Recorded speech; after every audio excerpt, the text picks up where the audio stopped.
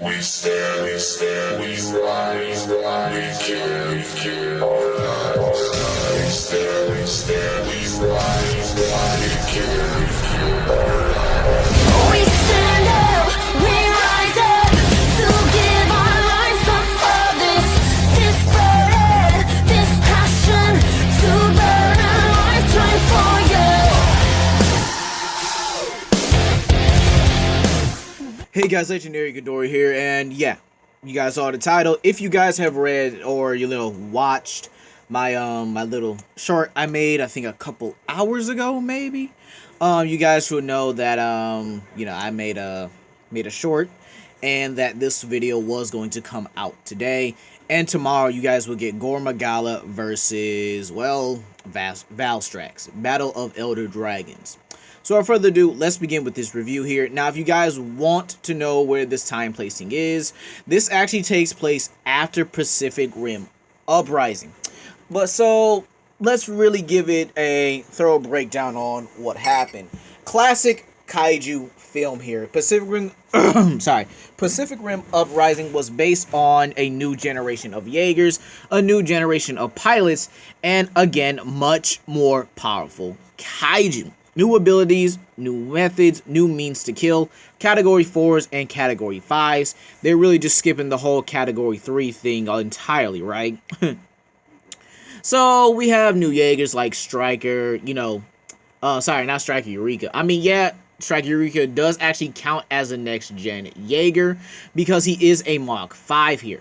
But these Jaegers from Pacific Rim Uprising are actually, much newer, actually designed more off of Striker Eureka's slick and, fast combat style, especially Saber Athena, but they do have their flaws here, such as they can dish out a lot of damage, but when it comes to certain forms of kaiju, they cannot take it, okay? So you guys have to remember, they can dish it out, but they can't take it here.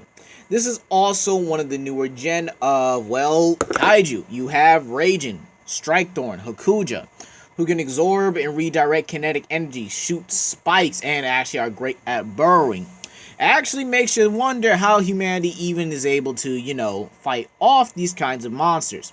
Then you had the Mega Kaiju, pretty much one of the most powerful monsters in the Pacific Rim universe. I say specific, I suck.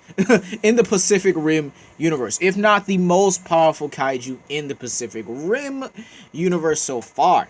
I mean, this thing is so powerful, so massively powerful over the Jaegers that it just straight up ragdolled them, washed them, absolutely B-slapped them, alright? It was a straight up pimp hand across the room.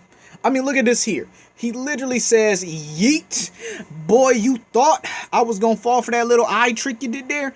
And there's a Jaeger down. All right.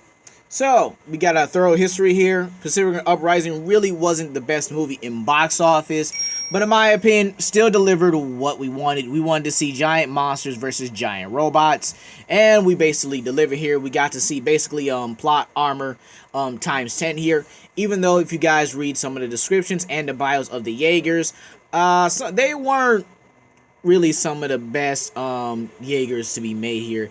I mean, some of them even were built like lightly designed here, like Saber Athena. And some Jaegers were made to take a lot of damage, but didn't do so hot once the Mega Kaiju arrived, like Bracer Phoenix here. I mean, it's just, they just weren't really doing that hot. So, yeah, let's talk about Pacific Rim Black here. Pacific Rim Black based around two characters, Haley and Taylor. Taylor being the older brother, Haley being the younger sister here. And they're the son and daughter of pilots Ford and... I think it was Ford and Tina Travis, maybe? I think so. Yes, no, maybe. Let me know down below in the comment section, But anyway, they were the pilots, the children of Jaeger pilots here. And obviously that comes with, a heavy burden here, considering that these are Jaeger pilots. They have to basically fight off these giant kaiju on the regular. So yeah, we're following them, and they meet another character named Boy. Okay, yeah, I'll do a whole separate video on Boy when my daily grind is through. You guys can see it in another promotion material. All right. So yeah, this is basically taking place in Australia, overran by kaiju. This was a pretty much an invasion that just targeted one continent. Now think about that real quick though. An invasion that targeted one continent. Literally, not the whole planet, just one continent. Now you might say, legendary, they did this before. What made the difference? Well, they just kept going. They didn't stop. They kept going and going and going, overwhelming the Jaegers that were stationed there to the point where they had to abandon Australia completely. It was pretty much designated as kaiju territory, with one of the stronger monsters or stronger kaiju. One of my favorite kaiju designs so far. I don't know. I think I'm a sucker for the way it looks. It's like a giant, wolf, lion, snake type hybrid. It's even named after a snake, but it's really named after its copperhead like design. And yeah, this is Copperhead, the Jaeger breaker. Someone who's actually able to eat Jaegers for breakfast, lunch, and dinner. Literally was going to eat Atlas Destroyer. All right.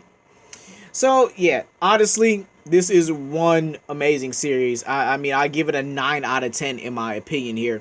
So Haley and Taylor, they get their civilization destroyed or whatever. Then they find Atlas Destroyer, which is one of the prototype and training type Jaegers. Yeah, kind of sucks when you get pretty much one of the lamest Jaegers in the whole bunch. But again, they do progress, and they do extremely well with him as the season progresses, which is what I like. And yeah, Copperhead is just tearing them up, left and right during the series here. They really didn't stand much of a chance against him until they got upgraded at any point here. There was also a kaiju Jaeger hybrid from the Uprising named Apex. Apex actually survived the neural meltdown somehow. He somehow survived the neural meltdown by, I guess, unplugging himself from the connection or whatever, pretty much unplugging himself from the programming, thus becoming his own being here. And the funny thing is, he's not loyal to anyone except Boy. He's best friends with the Boy apparently. But yeah, Apex is really his own thing here. He actually feeds on kaijus and Jaegers. It's actually pretty cool. You have a predator that hunts down category 4s here. Category 4s and 5s are capable of city level plus damage. Alright? So you have something that hunts city level monsters on the regular. That's pretty impressive in my opinion. So, how do I feel about this series? I gotta say, it did much better. Definitely redeems the movie by a lot. I'm sorry, definitely redeems your second movie by a lot here. It actually makes the movie a necessity to watch it here. You're not gonna understand, Pacific Rim the Black you're not really gonna understand it unless you watch Uprising. All right. There's also the fact that the kaiju designs are much better. They're tougher. Especially Copperhead. I mean, Copperhead took a whole minefield to the face and was only unconscious from it. Couldn't be killed. But, yeah, you guys get it, right? They just made him look unstoppable until the final fight, where they were actually able to kill him at some point. But yeah, this is pretty it's pretty impressive. I love the series. Definitely a 9 out of 10. The one thing I don't like about it, they should have focused on the Australian invasion a lot more, because this is basically survivors in an apocalyptic setting. One of my favorite things, by the way, that's why I love Dead Island so much here, is because it's an apocalyptic setting. And this here is definitely an attention grabber, all right? So let me know what you guys think down below. Did you like this series or you hated the series? Be sure to comment, like, and subscribe, and share it with your friends. This is Legendary Ghidorah, and I'll see you guys later.